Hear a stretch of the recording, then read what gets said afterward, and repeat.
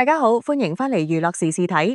如果你係第一次睇我哋嘅影片，記得撳埋下面嘅訂閱掣，咁就唔會錯過之後嘅精彩內容啦。話同大家講咗幾集咁沉重嘅社會新聞，今日終於可以講返單輕鬆有趣嘅娛樂消息，調劑下心情。不過話係娛樂新聞背後反映嘅兩地文化差異，其實一樣咁有睇頭。講緊嘅係武打巨星洪金寶嘅兒子洪天明，佢早前出席尋秦記電影慰勞宴，竟然被內地網民影到自己揸車，自己孭住個大背囊，手拎幾袋嘢，單拖一個人到場，身邊一個助手、一個保鏢都冇。呢一個畫面喺內地網民間引起熱議，大讚佢親民冇架子。但香港網民睇到反應就完全唔同，幾乎一面倒咁話好正常啫，以佢身手邊使保鏢啊？甚至拋出神級比喻，何詩蓓都唔會請救生員啦。究竟點解同一件事，兩地網民嘅解讀可以差咁遠？呢種差異又反映咗乜嘢深層次嘅文化同價值觀呢？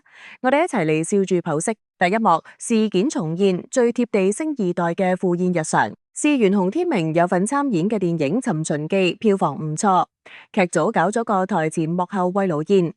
當晚洪天明以一身好 casual 嘅打扮，cap 帽、口罩、便服出現，有內地網民喺會場外捕獲佢，拍低咗佢落車嘅過程。最令人內地網民驚訝嘅畫面係洪天明作為大哥大洪金寶嘅兒子，自己又係資深動作演員，佢冇專車司機接送，冇助手跟身，更冇保鏢開路。全程一腳踢，自己孭住個大背囊，手上仲拎住一袋二袋嘅私人物品，就好似一個普通趕去聚會嘅打工仔一樣。即使雙手拎滿嘢，當有粉絲要求簽名嗰陣，佢都好 nice 咁停低，滿足對方要求。呢一種零距離嘅親民作風，令拍片嘅內地網民都忍唔住大讚。洪天明自己揸車，自己背包到達晚宴現場，冇助理，冇保鏢，客氣低調。第二幕，兩地網民反應大不同，驚訝 vs 正常。同樣係睇呢一段片，內地同香港網民嘅反應可以話係平行時空。內地網民側重親民同反差，內地網民嘅焦點在於洪天明作為一個有知名度嘅星二代兼演員，竟然可以如此貼地，毫無排場。呢一種形象同內地娛樂圈常見嘅現象形成強烈對比，就係好多內地藝人出活動，身邊總係圍住一大堆助手、保鏢、化妝師，前呼後擁，好似皇帝出巡咁，將明星同普通民眾完全隔絕開。所以洪天明呢一種自己搞掂嘅模式，喺佢哋眼中係一種難能可貴嘅親民同低調，值得大力讚賞。香港網民側重實力同常態，香港網民嘅反應就得意好多，大家幾乎冇人讚佢親民，反而覺得呢一個就係香港明星嘅日常，一啲都唔出奇。而大家討論嘅焦點好自然就落喺洪天明嘅身手同背景上邊，留言包括以佢嘅身手應該唔需要保鏢，點解佢要有保鏢？佢一個打10個啦。而最精彩最到肉嘅一句神回覆係何詩蓓都唔會請救生員啦，呢個比喻真係絕咗。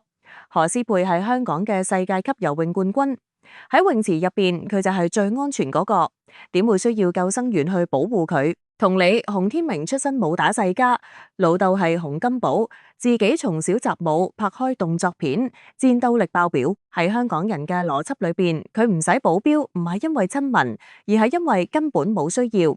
唔通揾個保鏢返嚟，萬一有事，仲要洪天明回身保護返個保鏢咩？呢一種思維係建基於對個人實力嘅絕對信任，同埋一種自己事自己搞掂嘅務實精神。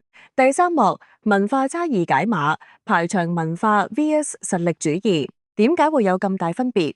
呢度其實體現咗兩地唔同嘅社會文化同娛樂圈生態。內地像指剩餘階層感，喺內地娛樂圈，尤其係流量明星生態，排場往往同明星嘅身價地位直接掛鈎。有幾多個助手，幾多個保鏢，係一種身份嘅象指，亦係一種商業價值嘅體現。同時，龐大嘅隨行團隊，亦某程度上將明星神化，保持距離感，塑造一種高人一等嘅形象。所以，當見到一個有頭有面嘅明星竟然孤身上路，內地網民自然會感到驚訝，並將之解讀為一種放下身段、難能可貴嘅美德。香港務實同平等意識，香港社會出名節奏快，講求實際。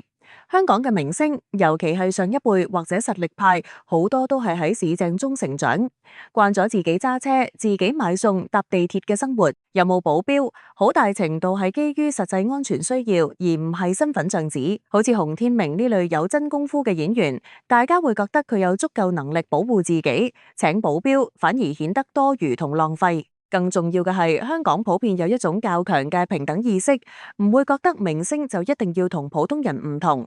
大家同住一個城市，共用公共空間，明星冇架子，自己處理日常事務，喺香港人眼中係一種常態，而唔係一種需要特別嘉許嘅美德。第四幕，從洪天明睇香港藝人嘅貼地傳統。洪天明今次嘅事件，其實只係香港藝人貼地文化嘅冰山一角。我哋隨口都數到好多例子。周潤發出名中意行山、搭地鐵、去街市買餸，仲會主動同市民 selfie。劉德華、劉青雲等都經常被市民喺街上、茶餐廳野生捕獲，甚至連謝霆鋒都試過被影到一個人去超市買餸。呢一種文化點解形成？一來可能同香港地少人多，明星難以完全隱藏生活有關；二來更核心嘅係香港觀眾嘅喜好，我哋崇拜實力多過崇拜排場。一個演員你戲好、唱歌好、有真功夫，觀眾就會拜你。你擺幾大排場，但係演技唔得，觀眾一樣會噓你。所以香港明星好早就明白，與其使錢搞排場，不如將精力放喺提升自己實力上。呢一種務實嘅價值觀，亦影響咗公眾對明星行為嘅判斷。第五幕同前幾集嘅奇妙連結，規則與實力。我哋呢個系列講咗好多規則被挑戰嘅故事，由巴士規則、安全帶法例到問責程序、師生倫理、公共秩序。今日洪天明呢單似乎係一股清流，但其實都暗藏一種規則。內地網民驚訝，某程度上係因為洪天明打破咗佢哋心中對於明星出行必須有排場嘅潛規則，而香港網民覺得正常，因為我哋心中嘅規則係有實力，就自然有自信。唔需要外在嘅符號嚟襯托身價。洪天明唔使保鏢，就係對明星排場規則嘅一種無視，而支撐呢一種無視嘅，正正係佢嘅家族背景同個人實力。呢個同之前港鐵職員被醉酒乘客襲擊形成強烈對比。一個係有實力，所以無懼，選擇低調；另一個係前線人員缺乏武力保護，面對暴力只能夠無奈承受。兩者都關於保護，但係境況天淵之別。第六幕，何詩蓓唔使請救生員，香港式幽默與價值觀。最後，我哋一定要再讚多次網民個神比喻，何詩蓓都唔會請救生員啦。呢句說話可以話係香港式智慧同價值觀嘅濃縮精華。一幽默感，用一個極端搞笑但又一聽就明嘅比喻，化解咗所有嚴肅討論，充滿港式食花生嘅樂觀精神。而實力崇拜，直接將洪天明等同於該領域嘅頂尖高手，如何詩蓓之於游泳，表達對其個人能力嘅絕對肯定。三、反諷與自信，暗地裏可能仲有少少反諷某啲冇料卻要大排場嘅人，同時亦展現一種自信。我哋香港有嘅係真材實料嘅人才。呢一種回應方式，比起長篇大論去讚佢親民低調，其實更加高張，更加入骨，亦都更代表到香港人嘅心聲。總結一種生活態度嘅展現。總結成件事，洪天明單拖赴宴，其實唔係乜嘢精心設計嘅形象工程，而更似係一種自然流露嘅生活態度同價值觀。佢反映出香港娛樂圈某種務實、自信、唔起浮誇嘅傳統。呢一種態度喺崇尚實力嘅香港社會得到認同，亦喺崇尚排場嘅內地網絡引起好奇。呢個小插曲好似係兩地文化嘅一面鏡仔，冇話邊種一定好，但呢一種差異確實有趣。下次大家喺街見到明星，不妨觀察下，係前呼後擁定係單拖出行，背後可能都係一套文化密碼嚟㗎。你哋又點睇呢？覺得明星應唔應該有保鏢同大班助手？留言分享下你嘅睇法，記得俾個 like 同埋訂閱娛樂時事睇頻道，咁就唔會錯過我之後嘅精彩影片。多謝大家收睇，下次再見，拜拜。